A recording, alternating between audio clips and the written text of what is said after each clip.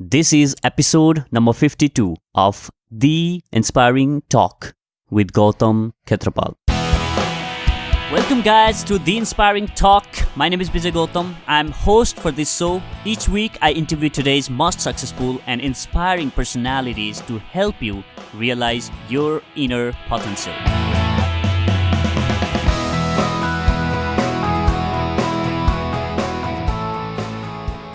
Hey guys, I'm very excited for this one. My guest for the day is Gautam Khetrapal. Gautam is an entrepreneur in the transformational education space and the head of Thrives at one of the largest online learning platform on self-help space, Mindvalley. For past 8 years, he has been obsessed with trying latest studies and concepts in personal transformation in his own life. In essence, has made himself his own guinea pig, and he calls this process life designing. With his vision to create what he calls it Disneyland of Learning and Education, he also runs international summits and masterminds around the world by the name LifePlugin. His recent TEDx talk on modern education got over 7 million views on Facebook and is arguably one of the most viral talks on modern education. Gautam has been responsible in the past in bringing over $20 million in revenue annually to Mindvalley, which is over 75% of the company's revenue through online product and sales. On this episode, Gautam shares lifelong self-learning and finding your tribe, power of mastermind groups and deep immersions, the future of modern education, selling your product or services online, and much more. I totally enjoyed having this conversation with Gautam. I'm sure you will learn a lot from this episode as well. So here's a quick behind the scene of this episode. We had to record this interview twice because for the first time, my recording software stopped midway through our interview. And when I was editing this episode, I realized half of the interview was not there. It was the awkward place to be in. Believe me guys, I felt so bad about this. I was actually thinking whether to write to Gautam and ask for re-recording the missing part or publishing half of the episode. And I decided to write a same email to Gautam explaining the situation. And he's such a humble person. He instantly agreed to do the missing part. And here we bring you the full episode. You might notice a slight difference on audio after 24 minutes. So that's the reason for that. Now, before we jump in, make sure to take a screenshot of this episode right now and share it as your Instagram story. And don't forget to tag me @BijaySpeaks and Gautam @Gautam Khetrapal. Now, without further ado, let me welcome the one and only Gautam Khetrapal.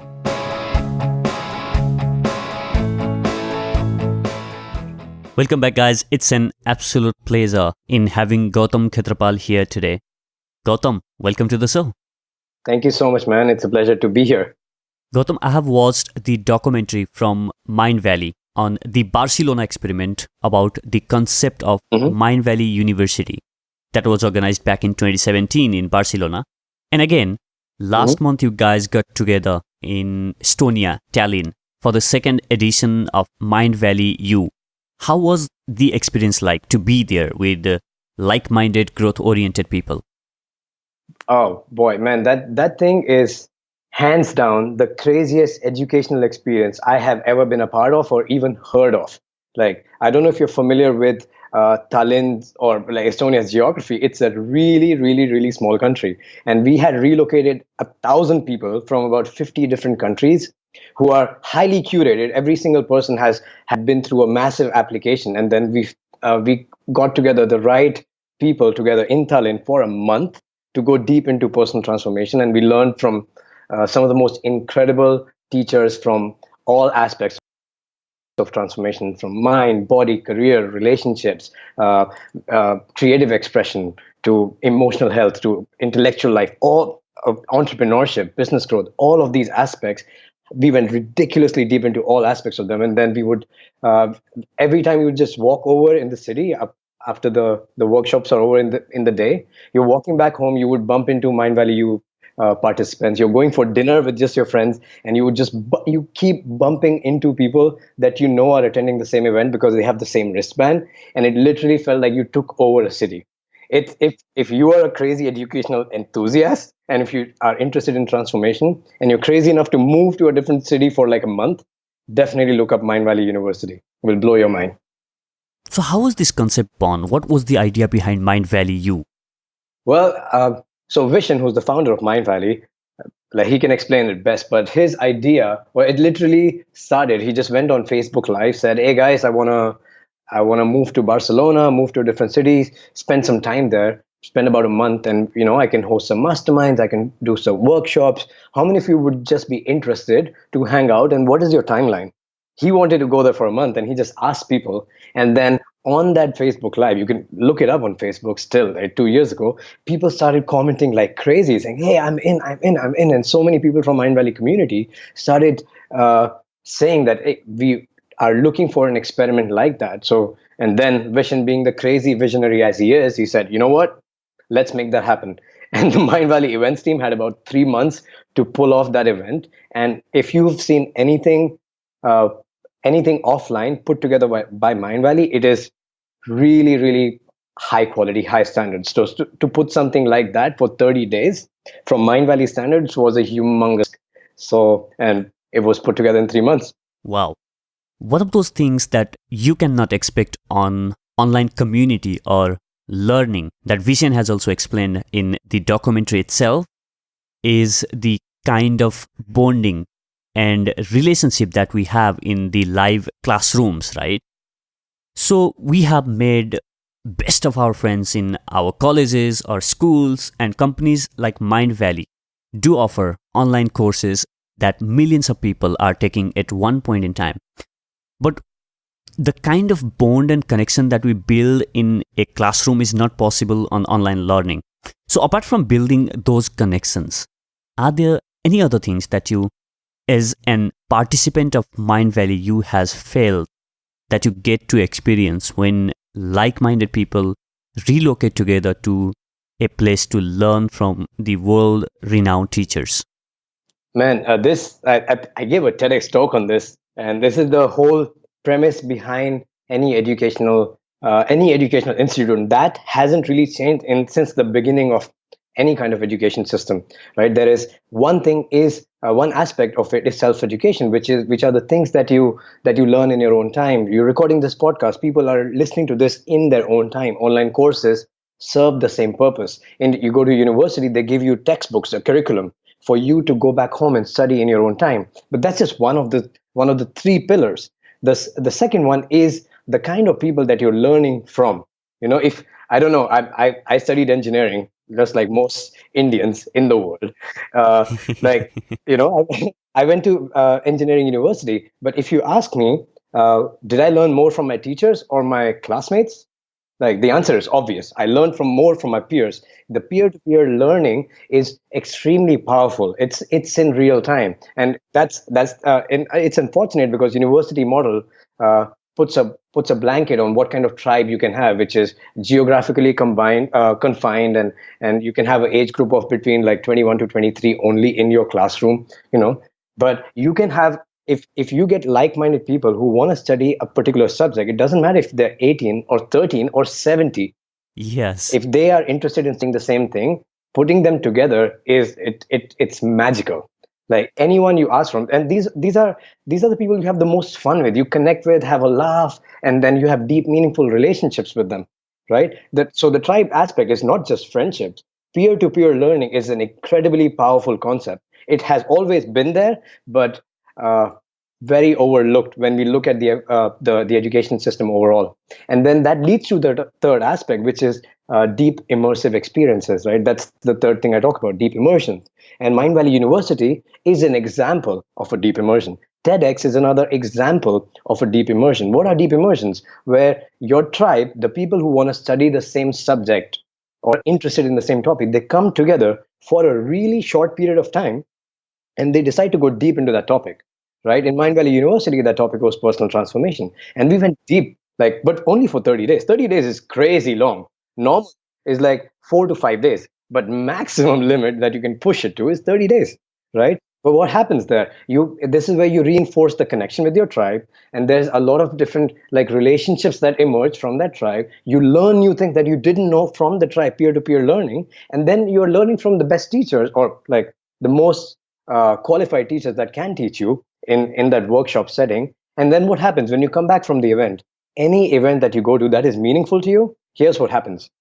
You come back with a list of a ton of books, a lot of new resources, a lot of podcasts, a lot of courses that you want to take up. What do?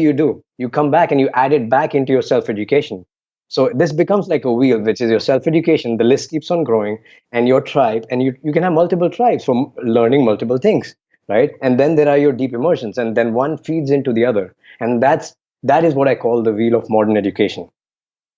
The starting point of this podcast itself is one of those points that I brought back as an action item from 5 days intensive program that I attended back in 2017.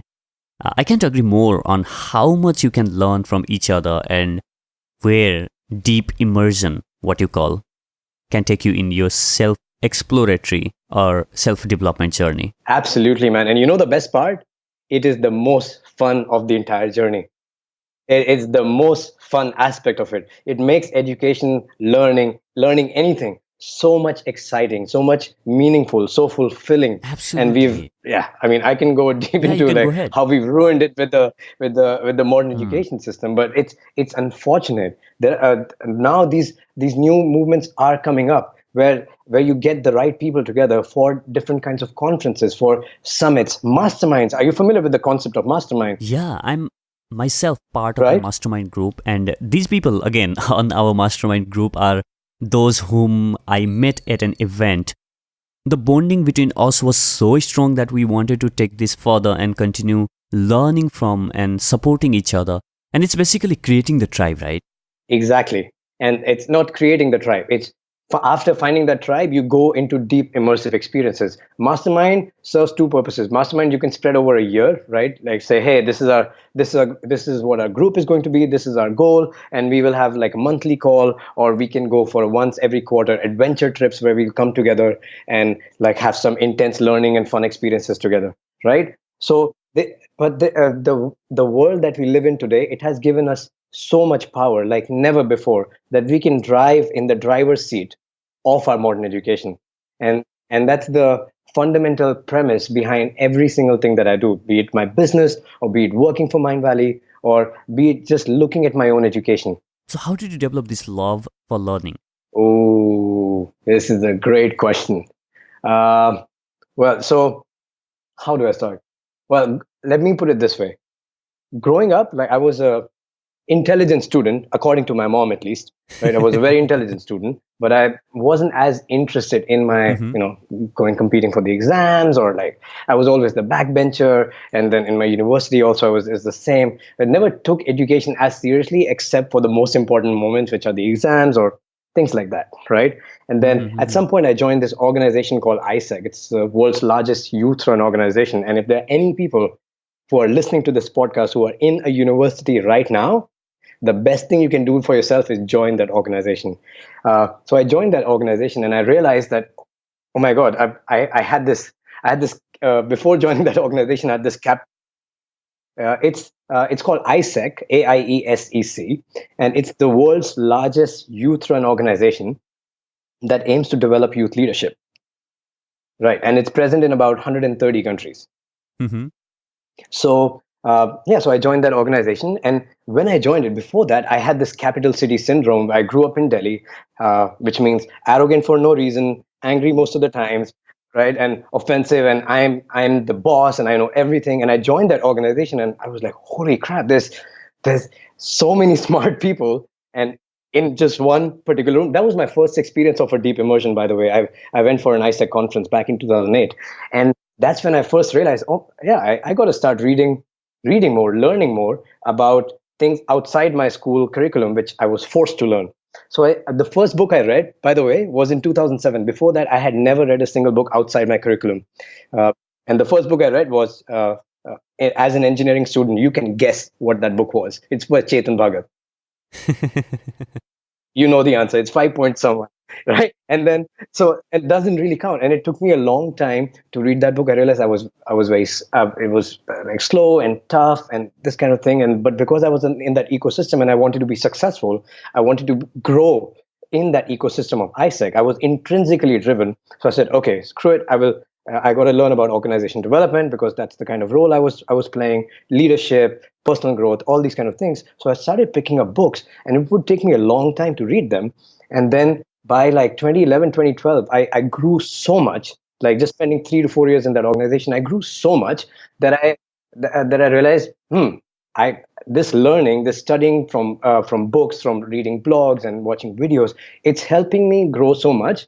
How can I accelerate that? You know, how can I hack that? How can I increase that? It was just simple, so that it was adding more value to me, and I was still like saying, how can I hack this? Right. And I started taking all these productivity tools and like how I learned how to read like 3 times faster while maintaining my retention speed. I started doing productivity hacks and like Pomodoro, all of those things. Right. And I started applying those principles in all the different areas of life that I wanted to learn, be it all areas: mind, body, career, relationship, health, intellectual life, all of that.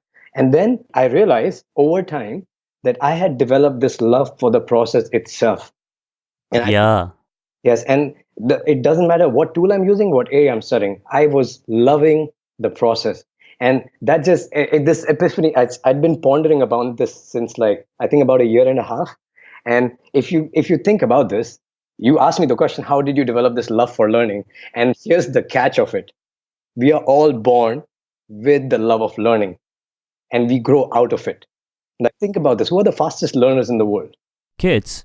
Exactly, right. And then and if I try to replicate the framework, right, I have an engineering mind. I didn't do anything else, make any other use of I didn't make any other use of it, right? But there's one thing, as an engineering mind, you look at a complex problem and then you try to break it down into like its framework, its components, so that you can understand how to solve the problem, right? So if you look at how does a child learn, and if you replicate the same framework, you have the same process. How does a child learn? Let's think about that, right? The child, first of all, they only have empowering beliefs about learning.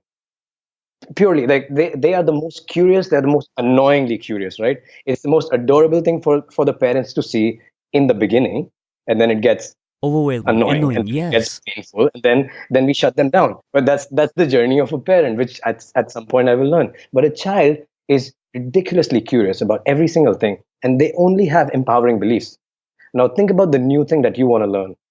What are the first things? What are your beliefs about that learning? Okay, I want to get really back into shape. I want to get ripped. I want to get six pack abs. What do I need to do? Right? If this is the goal, right, then immediately you have empowering beliefs and disempowering beliefs. Right? There's I got to go to the gym. I got to learn more about nutrition. I can start with biohacking. I can learn about fasting. There's like a gazillion things you can do. And then on the other side, but shit, there's a party coming next week. Going to the gym is so hard. I work so hard during the day. I have no energy by the end of the day. All of these disempowering beliefs that are stopping you, right? And the child doesn't have that. So you can catch these things and you can look up subconscious programming, how to reprogram your subconscious. A lot of these beliefs stem out of your decades or like 20, 30 years of programming, and as a child. And it's nothing bad, but you can reprogram it because it's not something that is wrong with you. It's just a skill, it's just a muscle that needs to be trained. That's the first thing: empowering beliefs and curiosity. Harness curiosity. I was talking to my brother who's in Delhi, so he has the capital city syndrome, and he's a young 23-year-old artist, musician, right? So he's asking me that, hey Gautam, yeah, this is the thing that I'm trying to solve for my career, XYZ. And now I'm a marketer, I'm a coach. Like I coach people, only like the people that I choose to coach. And then I've studied so much in personal growth, so I'm helping him. I'm saying, hey Devant, you should do this, you should do that, these are the things that you haven't done, blah blah blah blah blah. And then here's what he tells me.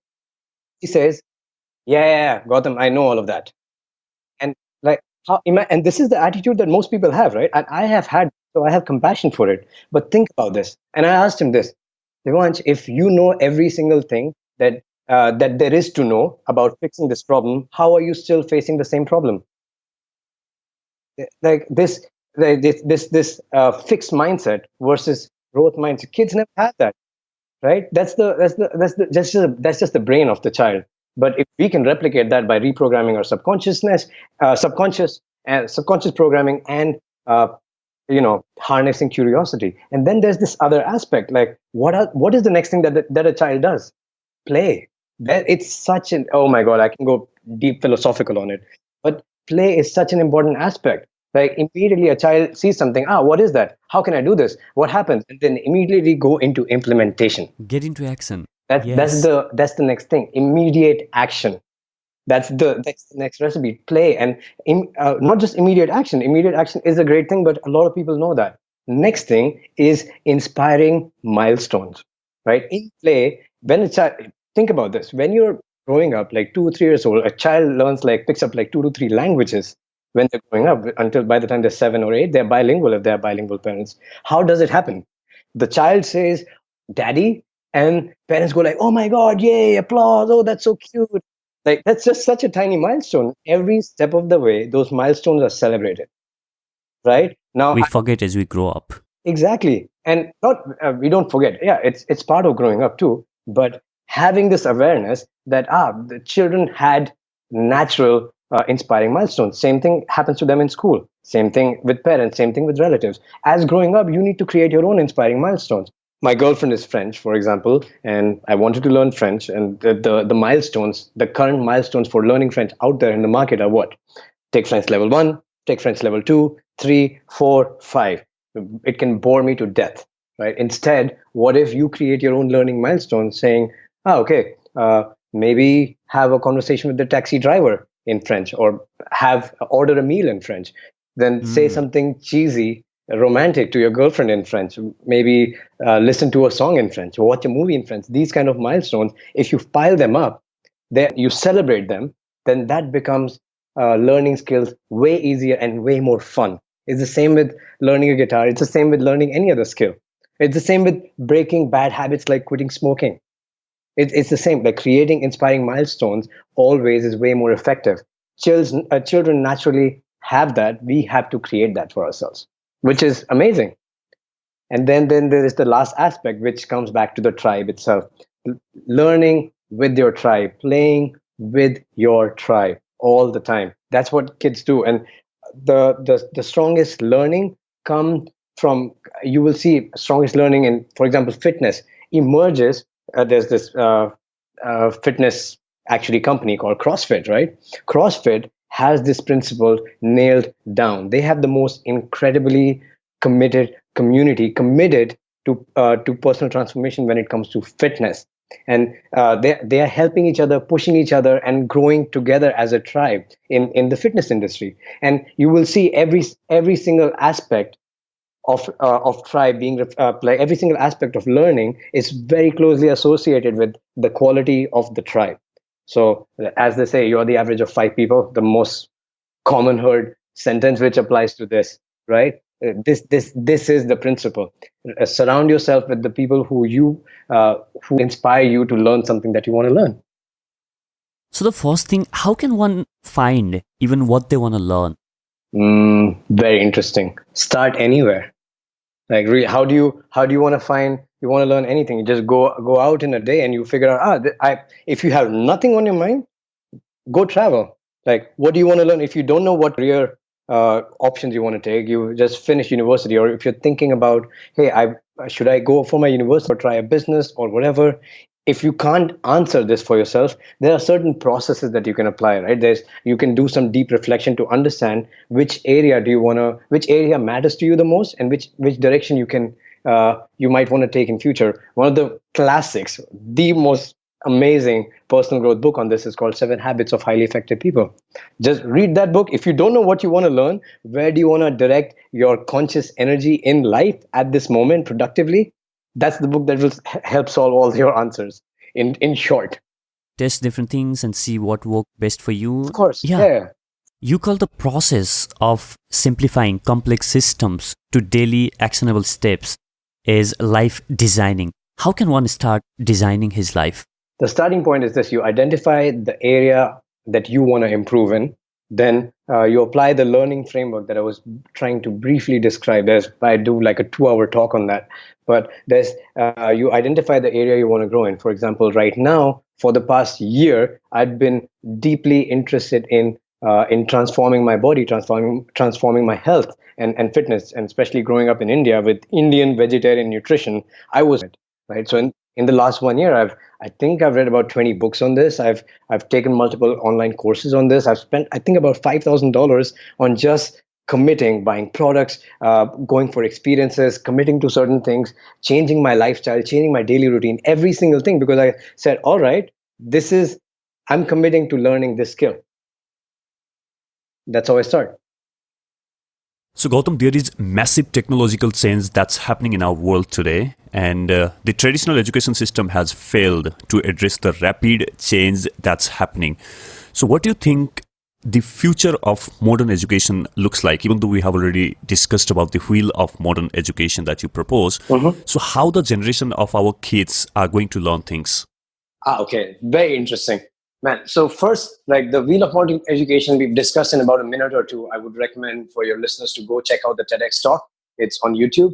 But the future of education, what I would put it this way: there was a Carnegie study done about 5 years ago that suggested that 85% of the skills that we learn in universities right now are actually useless. The things that actually make people successful are not the professional skills that we learn in the university, but these are skills in human engineering, like leadership, how to communicate with people, and all of these things.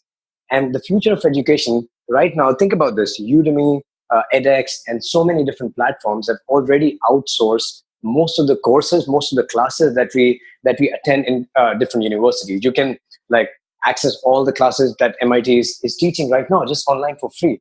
These things are available, and people can choose the skills that they want to learn. But what should we be teaching, or what should people be learning to actually create a successful and meaningful life are the things that actually matter.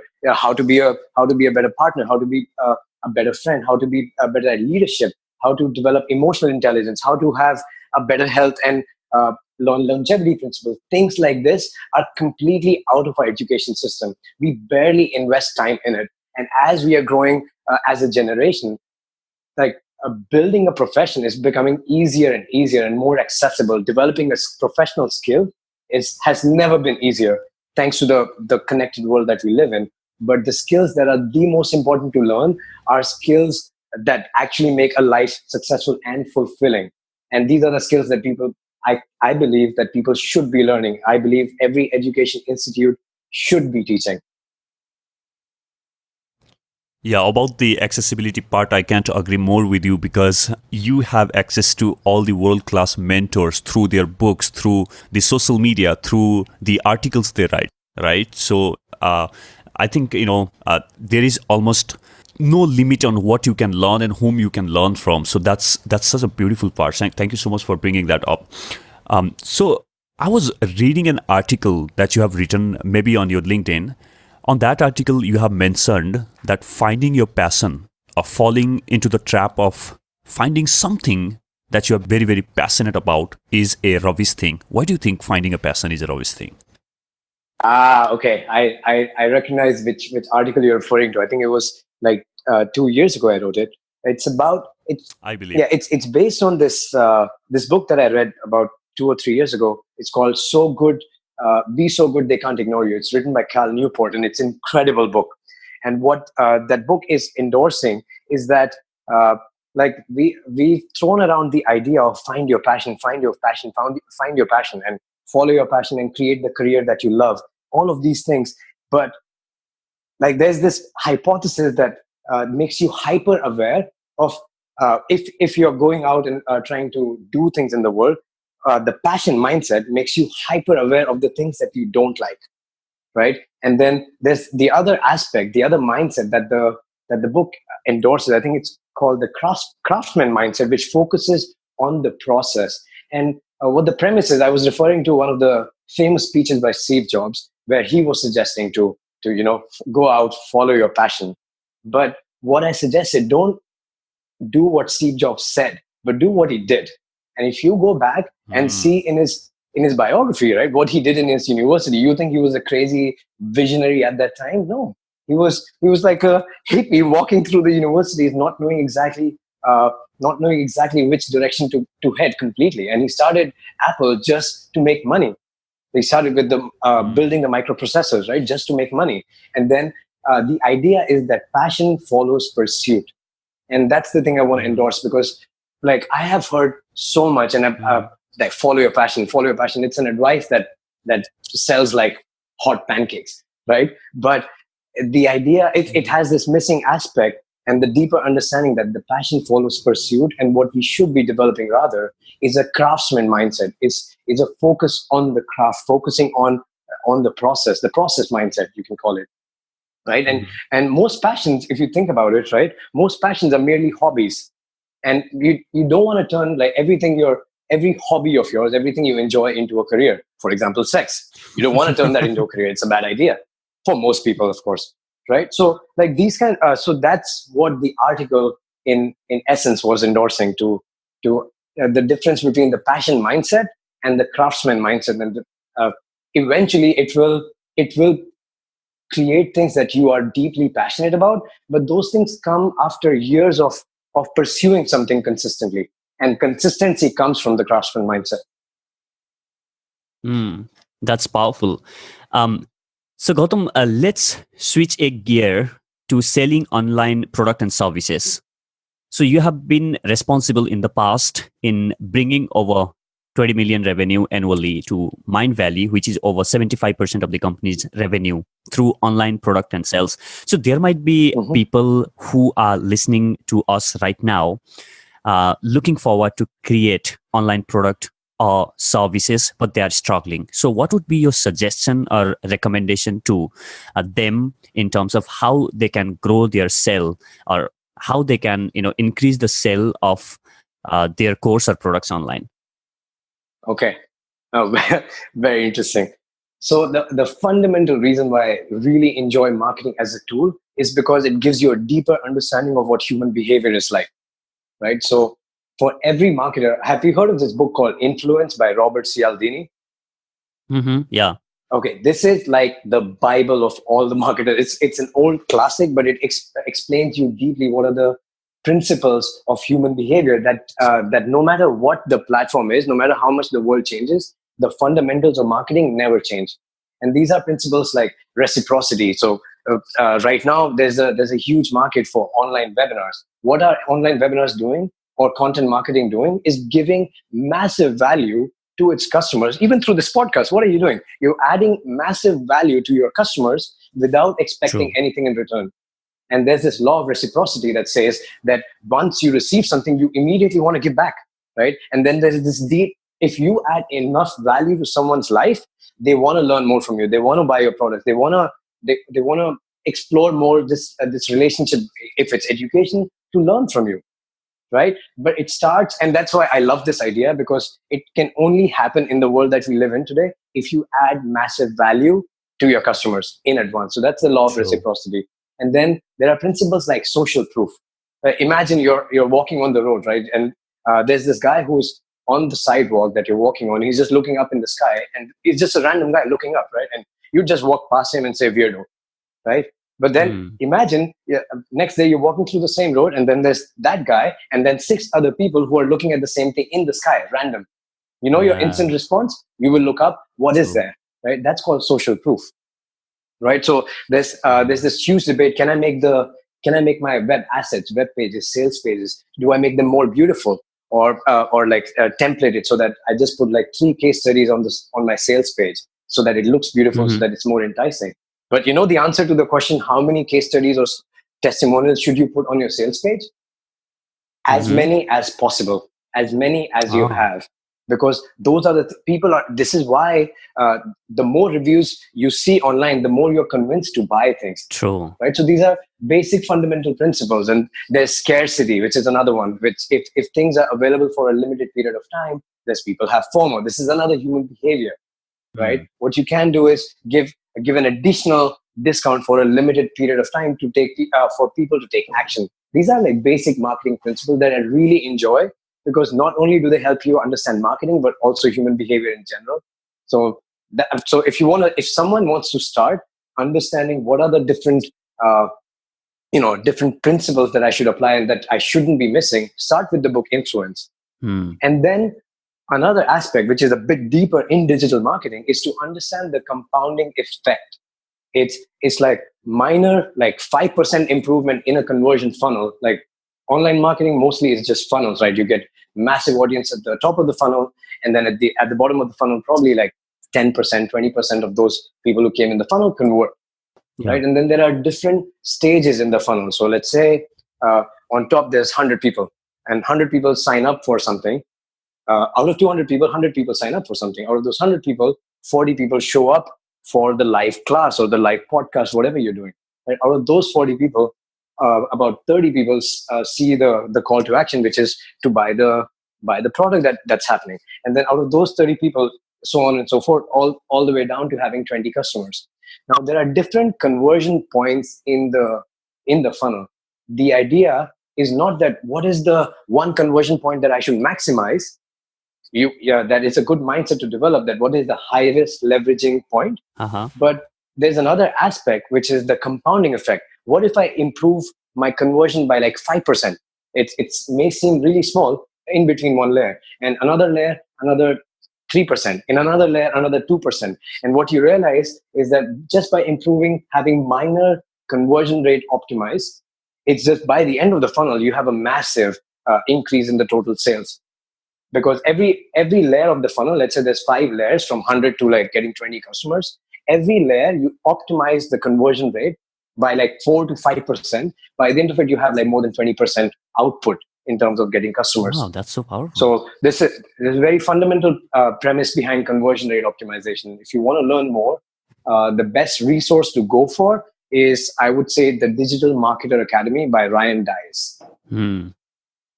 It has like all the modules very well explained, how to position your product, how to do product to market fit, which is another thing which people actually tend to ignore. If not ignore, just take it very, very lightly. However, it's the most important thing when you're trying to sell something, is the product to market fit, identifying exactly the person you're selling to, exactly one person you're selling to, and then building everything in accordance with that. So all of these classes, these tools you can learn online. If you want to buy a paid course, it's Digital Marketers by Ryan Dice. It's paid.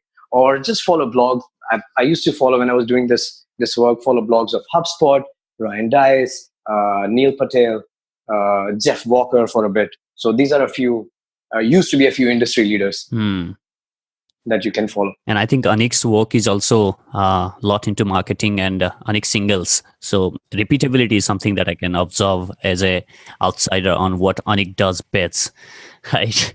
So I mean, repeatedly, posting on the Facebook or Twitter or Instagram, whatever that is, and creating ad optimization are the other things that you can look at. Exactly. Like consistency is the key everywhere. Again, it's the craftsman mindset, not the passion mindset, if you go back to the old conversation. Yeah, absolutely. So Gautam, now it's time for the enlightening round. Are you excited? Yes. Okay, let's do this. All right, let's do this. So Gautam, you have inspired a lot of people in your life, and you continue to do so through LifePlugin summits that you do every single year, and through the work that you do within the Mindvalley itself, and the way you conduct yourself as well, right? So what inspires you to do everything that you do? The first thing that I would say is that I remind myself every single morning. There's 2 things I remind myself every day. The first is that death is near, life is short, and we are all here to play. Like, this is something I have a template in my morning routine, and I see this every single day. It's a reminder. There's a few instances in my own personal life, some very difficult, some not so difficult, which reminded me of these things. And I remember, like, I joined my university, my first day of university, with my Tropicana pink guava juice can in my hand, like it was yesterday. It was more than 11 years ago. Like, time moves so fast, and it will all be over before we know it. So this is something I remind myself every day.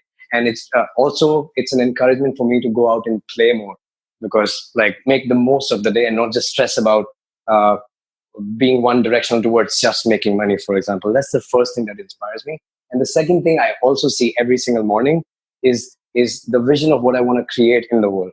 And that is, I want to create an ecosystem that will be called the Disneyland of learning and education. Because I truly believe that education needs to be lifelong, a lot of fun, filled with adventures, and intrinsically motivating. You see, like all my life, I think I always thought that I was a rebel. I was like completely an outlaw in my university, and I just thought that I was not meant for education, and I would be an idiot and all of those things. But education wasn't served in the way that I could receive it. And once I discovered this framework, which I also shared in my TEDx talk, is of modern education. It took me about 7-8 years to figure out, that is the thing that I'm enjoying, and that's why so many things have become so intrinsically motivating. It's amazing. Right now, I can't wait to read more books, more podcasts, go on more conferences, more deep immersive experiences, because it's just intrinsically motivating for me to learn and study these things. And when it's this exciting, you are driving your own education, and why would you ever want it to end? It doesn't make sense, and that's what I'm after. And it has added so much value. Absolutely. Vijay, like you go back 10 years, like not even 10 years, 6 years back in my life, like my life is barely recognizable. It's completely different, and I'm extremely grateful for it.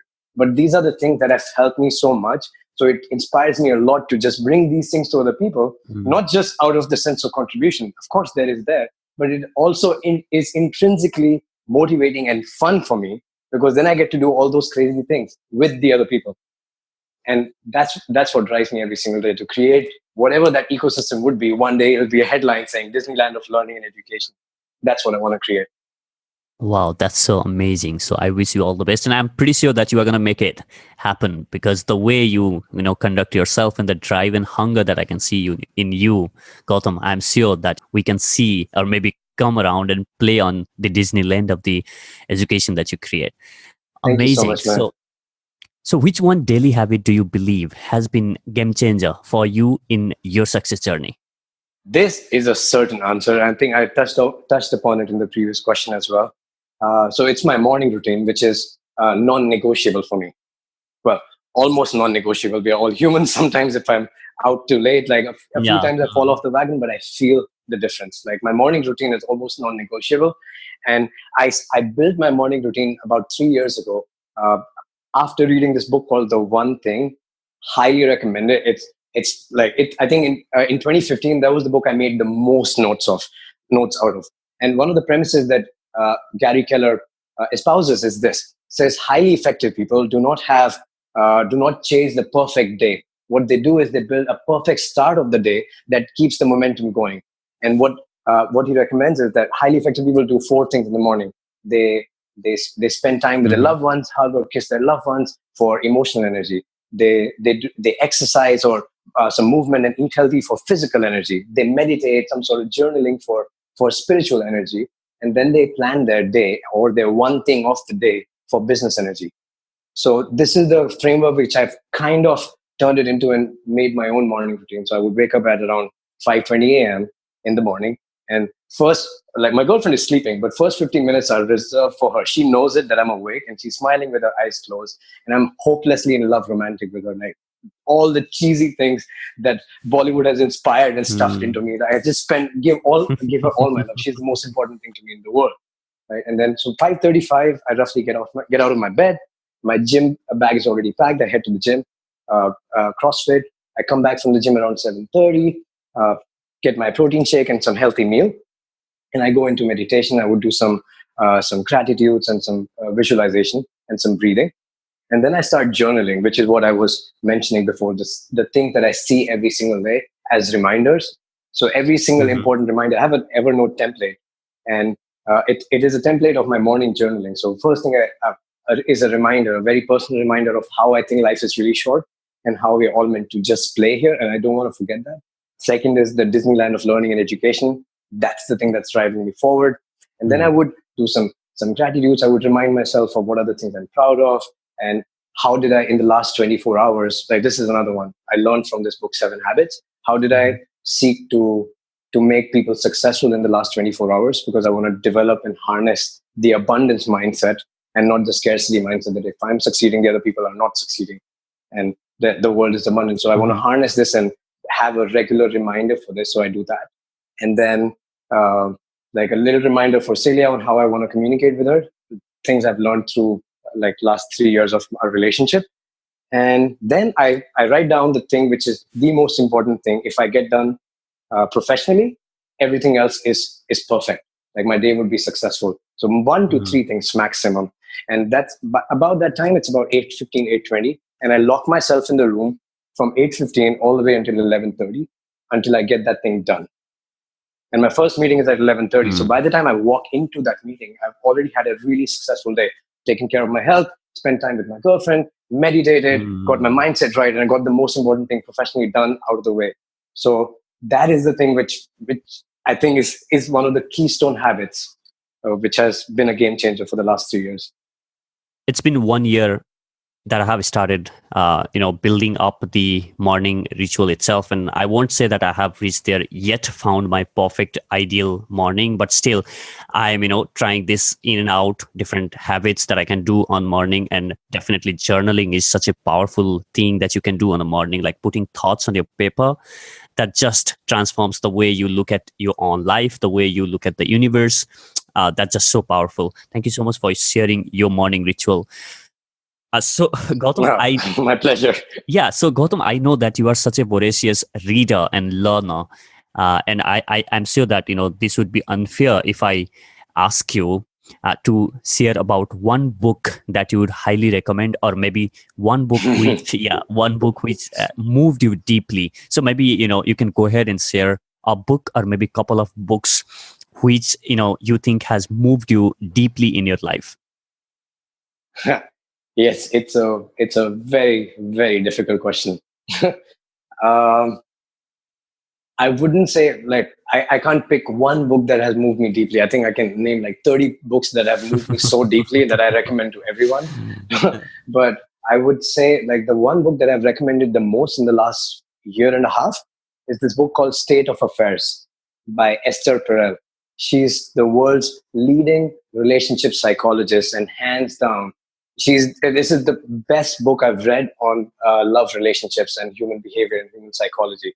And like for me, I've already expressed I'm hopelessly in love romantic, and I've the most perfect relationship with my girl. Most of the credit goes to her, but like I get these things, and it's really important for me to invest in my love relationship. And I understand that you got to love yourself to love others. I love reading about philosophy and all of these things, but this book about relationships, it is mind-blowing. Like she talks about the psychology of relationships, the human psychology, and how everybody in the world goes through the exact same things.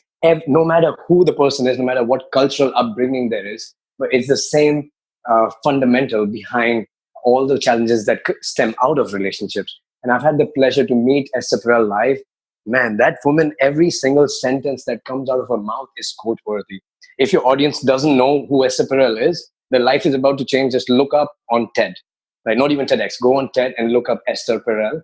And I think this book moved me so much. At some point, I was traveling. I was coming back from San Diego, and I found myself crying in the plane without realizing that I'm sitting in the plane. That's how deeply moving this book is. Awesome. So I'm going to link that up on the Sonos page of this episode. Make sure yes, please. That would be great. Yes. Sonos page of this episode. So Gautam, we are coming to an end, but I have couple of questions left for you. So this is the last question for you from the enlightening round. So one of those tools that you have mentioned in the earlier question was Evernote that you use for taking notes. And that's one of the tools that I cannot survive myself without, because I use Evernote every single day. Such a beautiful app. Are there any other online tools or app that you would recommend to my listeners that you use on a maybe regular basis that helps you maybe become more productive, or maybe build self-discipline, or maybe become more fit, or anything like that? Okay, so online there's different tools which you can use, like Habit Bull and things like that for productivity. What I have found to be the most helpful for me is like I take an Excel sheet, and it will have 30 columns, and like 12 different rows, and I would print that sheet in like on a piece of paper. So those 30 columns goes from 1 to 30, and then those 12 things are the 12 daily habits, or like daily or weekly habits that I want to harness and that I don't want to miss. And it's based on the principle don't break the chain method. Are you familiar with that? No, I'm not aware of that. What's that? So I would, for example, I would say uh, wake up at 5 a.m. 5:20 a.m. every day, right? That's one habit. Then eat only nutritional food 5 times a week, like highly nutritional food. Only have like two a bit off the wagon, like cheat days kind of thing, right? So that's another one. And the third one is like work on LifePlugin and business and LifePlugin Summit an hour every day in the morning, something like that. And weekends are full because I have two jobs at this time. So, and then I make a list of all the things that I want to do on a daily basis or on a consistently basis. And every single day, let's say it's the 1st of September, I would see on 1st of September of all those 12 things, or 10 or 12 or however, like really small things, did I do that day? At the end of the day, I would come back and I would make a dot in front of them on the first day. And then the ones that I didn't know, it will be empty. Second day, do the same. Third day, do the same. Fourth day, do the same. After a while, it just becomes a chain, and it's visual in front of me on my wall. My girlfriend does the same. And after a while, it just becomes intrinsically motivating for me to just make another dot. And if there's a space, I don't want to have that. And or it just is also like your reward system in your brain just goes crazy because you see it every single day. So I just found it really, really useful in terms of productivity. And then if I just wake up in the morning around 5:20 and follow my morning routine, the routine is so set, and it's been 3 years that once I'm in that routine, there is nothing else that I need to worry about in terms of productivity. So I don't use as many tools per se. I just use a visual printout and then just my morning routine. Yeah, I think that's again powerful because I used to use this app called Fabulous to keep track of habit again.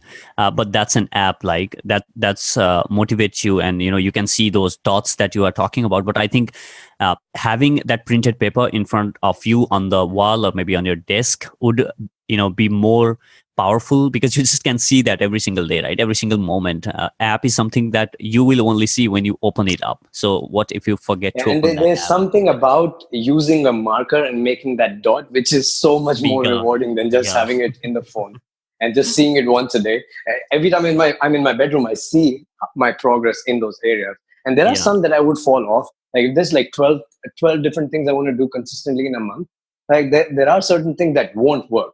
Right. And then there are certain things that would work. For example, working out. 3 years ago, it was a challenge for me to be extremely consistent with working out. Now it is so consistent, I don't have to put it in any habit tool anymore because it has been so consistent. I feel uncomfortable if I'm not working out after like 3 days already. So out of curiosity, I would want to ask you this. So if you see blank for maybe 3, 4, or 5 days, do you feel guilty? Or if you do, how do you deal with that? I do feel guilty and I do beat myself up, but I would joke about it. And after a while, it just becomes a pattern that, okay, this is something, because having 12 things in the list, I took that framework from this program called LifePlugin. And having 12 things in the list you want to be consistent, that is quite ambitious already. If you are 8 on 12, extremely consistent, it's already very good. And what happens is next month you create a new sheet. So you understand which are the things that you're falling off the wagon more. So maybe create a smaller goal, and just so that you feel the early success, because feeling early success is extremely important. So when I am failing at this, and if it's, I do beat myself up, and sometimes I'll be like, shit, why can't I get this thing done? And then we can go deep into this topic about willpower management and how does it work and how to use it. But like, by the end of it, all I need to do is create early successes in the areas that I want to improve. One of the things is learn 30 minutes a day. Right? I just put 30 minutes because when I start reading, it's always more than 30 minutes. Taking courses, always more than 30 minutes. But what I want to do is just create this small success so that it just carries on. I don't want to put read 2 hours a day because some days I might not be able to. But if I put 30 minutes a day, it's small enough commitment. Yeah. So I want to develop those consistent small successes on a day-to-day basis. All right. So Gautam, I have one last question left for you. But before that, if people want to reach out to you, maybe attend LifePlugin Summit, which is happening in Goa on this month itself. So basically, how can people reach out to you and know more about you and your work? Okay, so I have this business called LifePlugin. So you can go on lifeplugin.com, no space, LifePlugin, like an internet plugin.com. Or you can follow so me maybe on. you can also talk what's LifePlugin Summit is and what happens on that summit. Okay. So LifePlugin Summit is a 3-day deep immersion, as I call it, into personal transformation. So what I bring is like highly curated people. So a selected bunch of people together in a cool location. The last one we did in Himalayas, the one before that by the beach in Goa, and this time we're also going by the beach in Goa. And what we do is we come together for about 3 days and go deep into personal transformation. But also the experience is designed in a way that it facilitates deep, meaningful connections with every single person, because they're really cool people that you come and meet. It's not just a conference which is there's stage to audience teaching, but there's peer-to-peer learning element is really, really strong. And then there's a lot of fun and adventures that we create throughout the conference experience. For example, last time in the in Himalayas, I took 70 people in Himalayas to jump in a pool filled with ice, because it's like cold exposure. And there were people who have never entered pool. These are Indian audience, right? Who've never entered a pool. It was an open pool in Himalayas. Outside was like 10 degrees, and then we threw ice slabs in the pool, and everybody jumped inside. It's following Wim Hof method, and it was one of the highlights for most people. So we create these adventures. We would do CrossFit workouts in the morning, yoga and meditation in the morning, and have a lot of connection exercise throughout the conference. So by the end of it, what people leave the conference with is a lot of inspiration, a lot of ideas about what are the things that they want to change in their own life. And then they add like the things that they want to learn more. And then they buy the books, courses, we point them in the right direction. And they have a huge, like deeply connected community, which serves as an accountability for them, so that all the things that they do plan, they actually get done and happen in the most fun way, because all the people that come together, imagine in Goa, for like 3-day party over the weekend, is really like you bond really well together. True. So that's what LifePlugin Summit is. Overall, so if right now I'm gonna build the LifePlugin ecosystem more. The first product is LifePlugin Summit, but I will be sharing more and more things on my Instagram. It's slash Gautam Khetrapal. So you can put that in the link. It's very hard to spell. Yeah.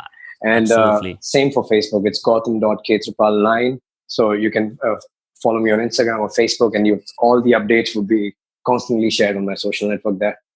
Guys, make sure that you get connected with Gautam.